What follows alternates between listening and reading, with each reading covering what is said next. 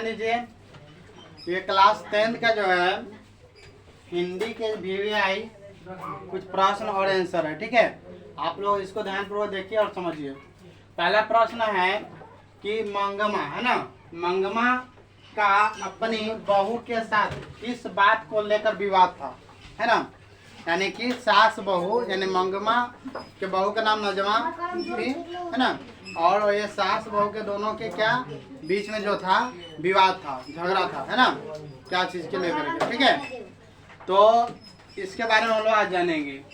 इसमें जो है मंगमा का अपनी बहू नजमा के साथ पोते को लेकर विवाद था, है ना। यानी कि कहने का मतलब है कि नजमा के बेटा जो था मंगमा के पोता था और उसी के लेकर के क्या था, विवाद था, झगड़ा था, है ना। देखिए क्या है आगे,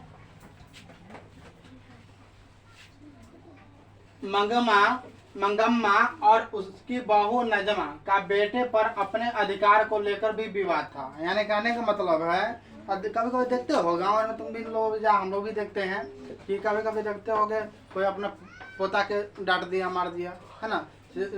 पोता के नहीं करें, जैसे बेटा के अपना खूब मारता पीटता है, कभी सास ससुर नहीं बोलने लगता है तो काहे मार रहा है ना। कोई भी जैसे होता है माँ है चाहे पापा है तो कभी गुस्सा पे नहीं मारता अपना बच्चा को, तो उस समय दादा दादी खूब बोलने लगता है उसको, तो काहे मारते हो। कभी कभी होता है कि जैसे देखते होंगे कितना कहता है कि हमारे पति है तो हमारे बात माने, ठीक है, पर पापा मम्मी के नहीं माने, ऐसा नहीं, कुछ लेडीज लोग के सोच होता है। तो इसी सब के लेकर के जो है ये नजमा जो थी अपना जो है बच्चा को कभी कभी होता है बदमाशी करता होगा तो मारता रहा होगा, इसके लेकर के जो है ये क्या कहते हैं मंगम्मा जो है इससे नाराज थी और क्या होता था, विवाद था। ठीक है, और कभी कभी होता था बेटे को लेकर कभी कभी बोलता था, भाई बेटा है तो भाई बोलेगा नहीं, गलती करेगा तो बोलेगा नहीं। तो वो उसके पत्नी जो थी नजम्मा वो कभी हमारे पति को कैसे बोल दिए, है ना, इसलिए लड़ाई झगड़ा सब होता था। ठीक है, यही है, इसी बात को लेकर के दोनों के बीच क्या रहता था, विवाद रहता था। ठीक है, अगला प्रश्न है दूसरा, पहले तो समझ में आ गया। दूसरा प्रश्न है कि रंगप्पा कौन था और, है ना, रंगप्पा कौन था और वह मंगमा से क्या चाहता था, है ना। दूसरा प्रश्न है तो मंगमा के गांव का एक जुआरी व्यक्ति था। जुआरी करने का मतलब है ताश से नहीं खेलता, जुआ हुआ पैसा उसा लगा करके ऐसे से नहीं खेलते रहता है। तो वो जुआरी था जो कुछ पैसे कर्ज मांगने के लिए मंगमा के पीछे पड़ गया था। ठीक है, मंगमा एक क्या थी, विधवा औरत थी, है ना, और ये जो है इससे क्या करता था, पैसा मांगने के लिए कर्ज। ठीक है, कौन, जो जुआरी व्यक्ति था उसके गांव के, जो क्या नाम था जुआरी का नाम, रंगम्मा, है ना। मंगमा के गांव के क्या था, जुआरी था, जुआ खेलने वाला। ठीक है, कुछ पैसे कर्ज मांगने के लिए मंगम्मा के पीछे पड़ गया था। ठीक है, तो होता है ना कभी कभी पैसा जरूरी है तो बोलते हैं किसी को पैसा दो ब्याजे पे दो, चाहे इसे दो हम 10 दिन में 5 दिन में वापस कर देंगे, है ना, 1 साल 2 साल ऐसा होता है ना। तो इसलिए जो ये पीछे पड़ गया था, समझ गए। चलिए अगला प्रश्न है तीसरा, बहू ने, है ना, सास को मनाने के लिए कौन सा तरीका अपनाया, है ना। यानी कि नजमा जो थी मंगमा की बहू थी, है ना, तो सास के मनाने के लिए कौन से तरीका अपनाई, है ना।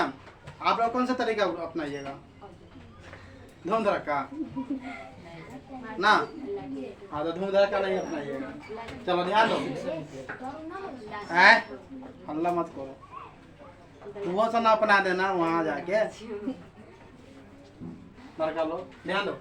बहू ने सास को मनाने के लिए कौन सा तरीका अपनाया। ठीक है, तो नजमा अपनी सास मंगम्मा को मनाने के लिए अपने बेटे को अपने सास के पास भेज दिया था, जिसके बाद सास मान भी गई थी, है ना। यानी अब जिससे झगड़ा होता है सास होगा तो कभी मानेगा, कितना उसको अधिक करेगा जल्दी मानवे नहीं करेगा, लेकिन बच्चा कोई भी है, पोता है पोती जाएगा तो जरूर मान जाएगा, है ना।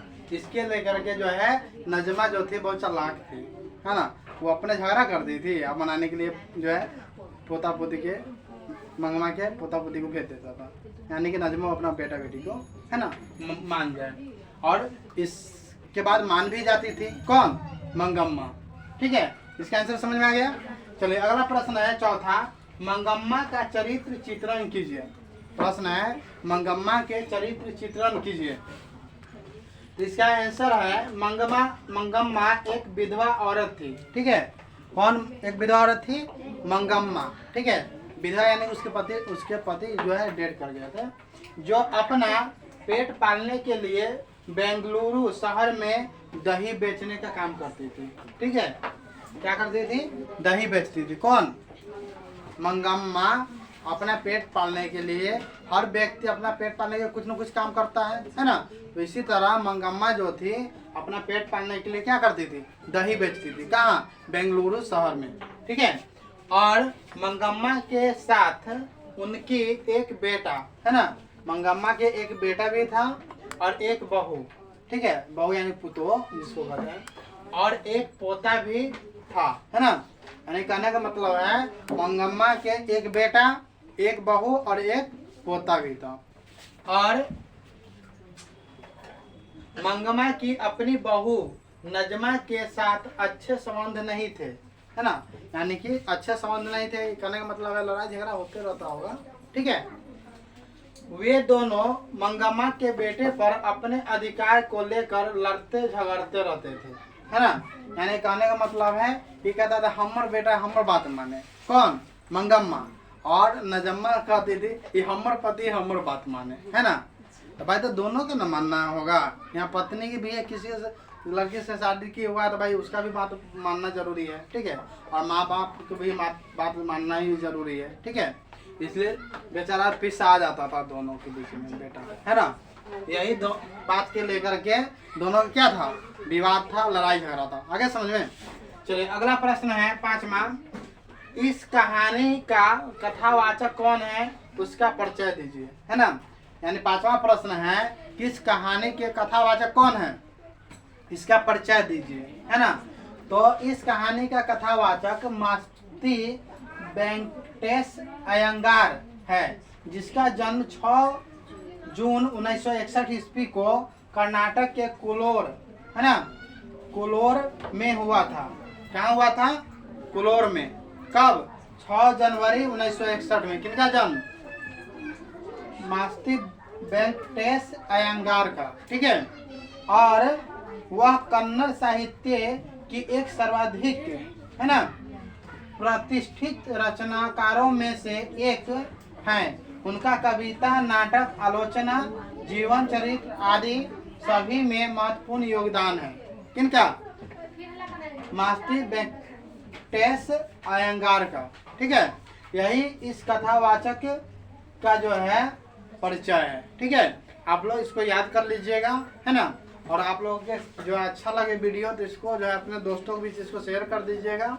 और हमारा चैनल जो आर के शर्मा स्टडी सेंटर, इसको सब्सक्राइब कर दीजिए ताकि मैं आपके लिए और नया अच्छा वीडियो बनाए। धन्यवाद।